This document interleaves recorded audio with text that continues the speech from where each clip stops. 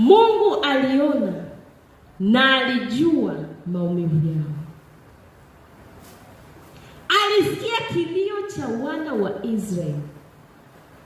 Aliona mateso yao na alijua maumivu yao. Lakini hakushuka yeye kama yeye. Ili wana wa Israeli watoke Misri, alihitajika Musa wa kuwatoa. Hakushuka tu Mungu akasema Farao wape ruhusa waende. Alijua ili wana wa Israeli watoke, anahitajika Musa aweze kuwatoa. Kwa hiyo Musa alifanyika msaidizi kwa wana wa Israeli, akawatoa mikononi mwa Farao, akawatoa katika nchi ya utumwa. Huko Misri uliko, Mungu anatafuta Musa aweze kukutoa. Amen. Mungu anatafuta mtu wa kukutoa huko madhabahu zilizokukamata. Mungu anatafuta Musa wako akutoe. Inawezekana bado hujakaa vizuri. Inawezekana Musa wako unamkataa. Maana hata wana wa Israeli mwanzo walimkataa Musa.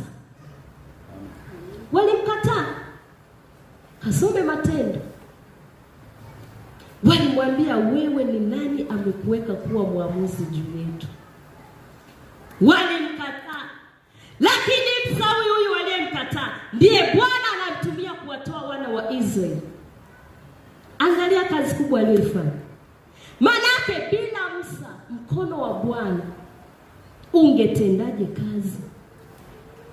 Mungu anamwambia Musa, Haruni atakuwa kinywa chako, na wewe utakuwa mfano wa Mungu kwake. Manake Mungu anasema wewe utatenda kazi ambazo mimi natakiwa kuzitenda. Wewe nenda, mimi nipo kwenye kiti cha enzi, nitakusaidia, utawatoa. Bila Musa zile ishara na ajabu nani angezitenda? Yale mapigo yote nani angeyafanya? Alihitajika awepo Musa atakaye kamata fimbo, atakaye tupa fimbo chini igeuke kuwa nyoka, atakaye leta mapanzi nchi yote ya Misri, atakaye geuza maji kuwa damu. Alitakiwa awepo Musa. Angeshuka Mungu kama yeye kufanya, sidhani kama angebaki mtu. Musa wako anakuja kwa jina la Yesu. Amen. Amen. Tusome Matendo. Tusome kwanza ya Kutoka 4. Kutoka 4:16. Neno la Bwana linasema, naye atakuwa msemaji wako kwa watu, hata yeye atakuwa mfano wa kinywa chako, nawe utakuwa mfano wa Mungu kwake. Maanake yeye atakuwa akisema, wewe umetulia, wewe unaonyesha tu ishara, wewe unatenda tu vile ninavyokuelekeza. Ndiyo maana kuna maelekezo wachungaji wanapewa, wanakuja na sisi wanatuelekeza. Hatuwezi wote kwenda tukapewa maelekezo. Lazima awepo mmoja aliyechaguliwa na Bwana kuongoza kundi la Bwana. Hamna baba wawili kwenye nyumba. Maana huyo atasema mrudi saa 11, huyo atasema rudini hata saa 1. Huyo atasema hakuna kwenda disco, huyo atasema nyie nendeni hata kasino mkitaka. Lazima kuwe na baba huyu. Kwanza hiyo nyumba itachanganyikiwa. Huyo anasema lake, huyo anasema lake. Sasa hapo sijui nani atafuata. Na unakuta amri za baba mmoja zimesimama hivi. Watu si ndio wataangukia kwa ambaye lolote na liwe.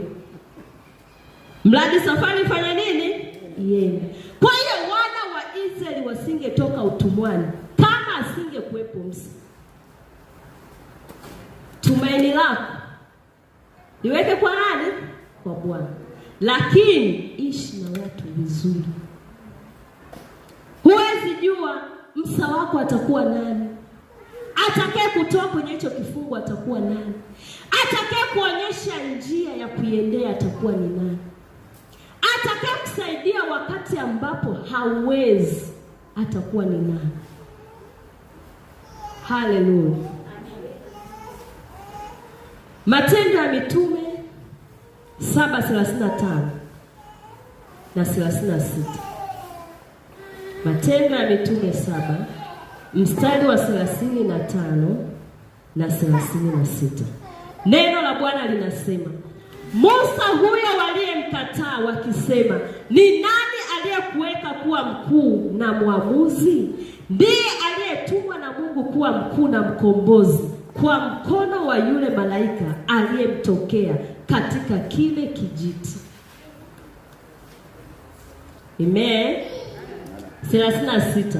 Huyo ndiye aliyewatoa akifanya ajabu na ishara katika nchi ya Misri na katika bahari ya Shamu na katika jangwa muda wa miaka 40.